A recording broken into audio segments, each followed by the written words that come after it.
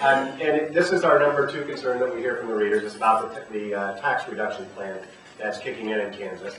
And again, we've talked about in the previous session about what the strategy is for people who are supporting it.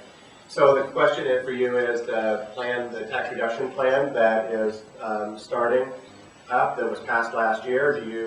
Is that a strategy that you believe in? If you don't, what would your prescription be for economic growth and increasing state revenue? And we're combining this, so if you would kick in your answer on whether you would support extending the current 1-cent state temporary sales tax, if it seems to be the way to limit additional cuts to public education. And if not, would you be okay with those? I think I know the answer to this, so you can skip that part. The part that says that if you don't support the 1 cent, would you be okay with cutting public education? So if you can stick with that part, you can write for one. All right. That is a lot of question to answer in 2 short minutes.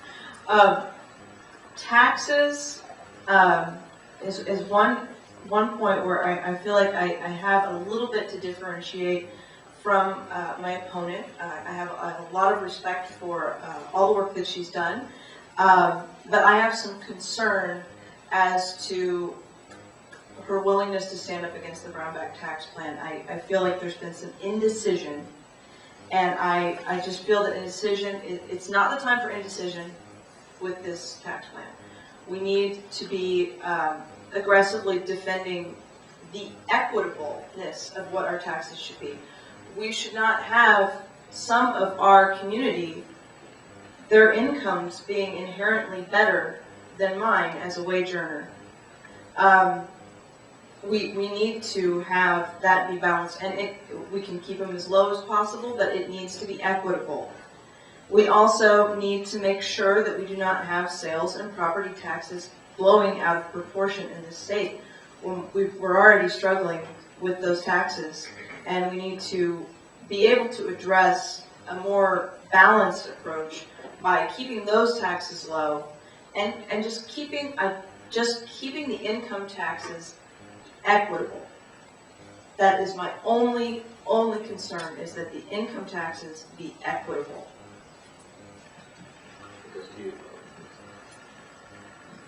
Haven't seen indecision, honestly, on my part, but it would be interesting to hear from constituents that think that may have been true, but quite honestly, I did not vote for the tax plan. And again, supporting what we heard earlier this morning, would have liked to see the governor veto it. That was not the intended bill. Bad plan, period. What can we do now?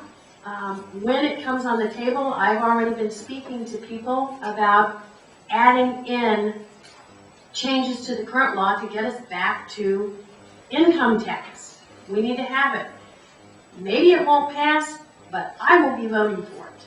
And I am willing to put myself out there to be a vote for getting us back to having fair income tax. This is a bad plan for our state. What about potentially extending the 1 cent sales tax? I was one of the moderate Republican Democrat coalition members who voted for the 1 cent sales tax increase as a temporary measure to pull us through when we went off ERA funds, which are the Recovery Act funds from the federal government, and built our economy back up, which, as you've heard earlier again today, we have the money in the budget now. We're not in the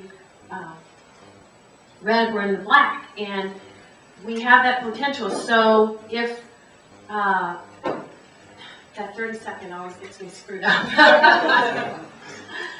I know, just ignore it. We need to, I've totally lost my train of thought, I apologize. We need to be in that situation where we can go back to what we want to and not have that 1 cent sales tax. However, I understand there's a risk.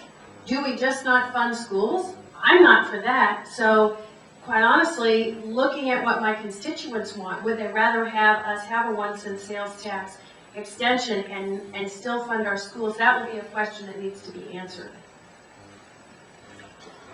Yes. Okay, Here. so I do not agree that this tax bill was the right plan for Kansas. As has been stipulated, it was never intended to become the law. It was meant to be a bargaining tool, and the process derailed that plan, and here we are. I think there are plenty of ways that we can address the looming disaster. I call this a self-inflicted wound.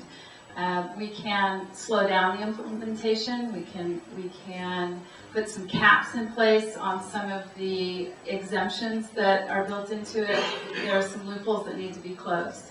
I would prefer to see a conversation about restoring balance between income sales and property taxes.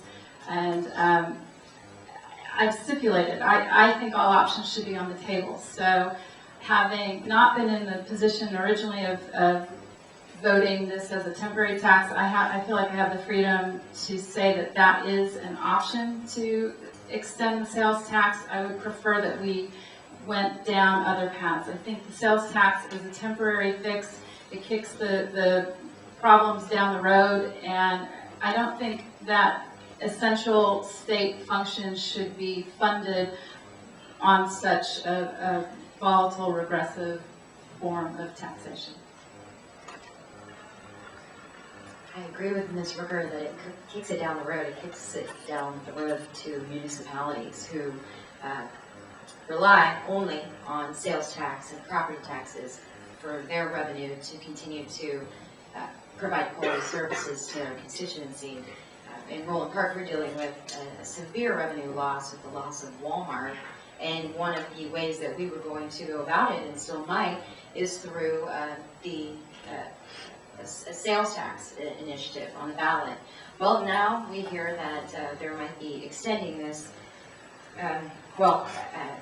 not extending, it would be a new tax. It would be a similar tax, but it would be a brand new tax from the state at the sales tax level, which is very regressive, and if that happens, that's going to jeopardize, it's going to send Roland Park businesses over the 10% mark. So this is an experiment. Brownback has said that his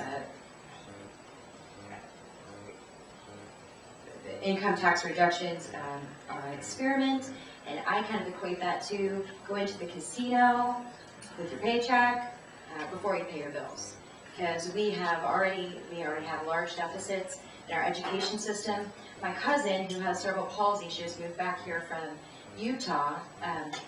She's at the bottom of the 7-year waiting list to get state aid for herself and her family because of lack of funding for people with disabilities. How can we spend money we don't have and give it to certain entities at a time when we need to be putting it into our own people? We also have the 10th highest property tax in the nation, so why aren't we making efforts to reduce property taxes rather than income taxes? I believe strong infrastructure and quality of life issues are the way to generate a stronger economy. Thank you.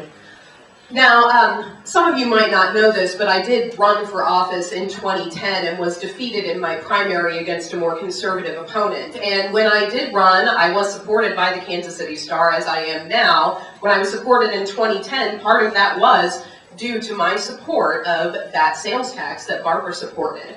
So I supported it under that condition that it would expire. Now, I realize it's a little bit backwards for me to address the sales tax before the initial tax plan, but in regards to that sales tax, if that were a last resort fail-safe, I most certainly would support it. Would I support it with reservation? Yes, but I've talked to too many people at the door to know that this is what they want. They want quality schools, and so if constituents spoke in support of it, and I believe that they would, then that is something I would support.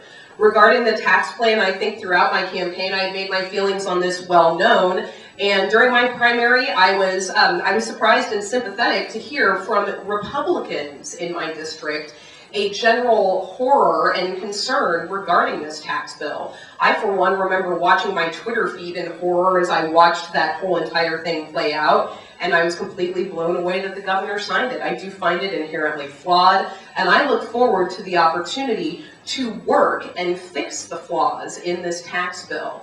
So, thank you very much. Well, I'll start with the support the governor's plan. No, I do not. Megan stole my vote, but on Morning Joe a couple of weeks ago, Governor Brownback was there and he said, this is an experiment. I'm not happy about being an experiment. I don't think many people are.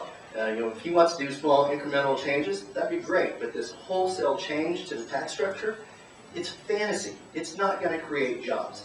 And we went back and I looked at some of the governor's numbers. He was claiming, I think, 24,000 new jobs. Basically, they're going to increase the residency or jobs in Kansas by 500,000 people.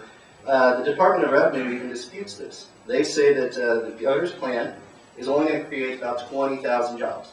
If we continue with the economic recovery that we're doing now, we're going to create the same number of jobs without losing that tax revenue.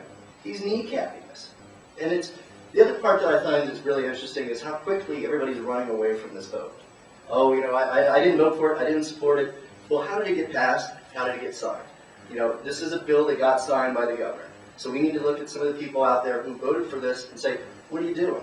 Why are you putting all of this pressure on property owners? Because as Megan correctly pointed out, there's only two ways to generate revenue: sales tax and property tax. Sales tax has to go onto a ballot initiative. We tried to have a sales tax increase a couple of years ago for the bio triangle, the research triangle. That was a difficult one to pass. Look how difficult it would be to pass a sales tax for this type of situation. The next is property tax. The only way that we can increase the property tax is by not a ballot initiative, but a board can just vote to increase your mill levy.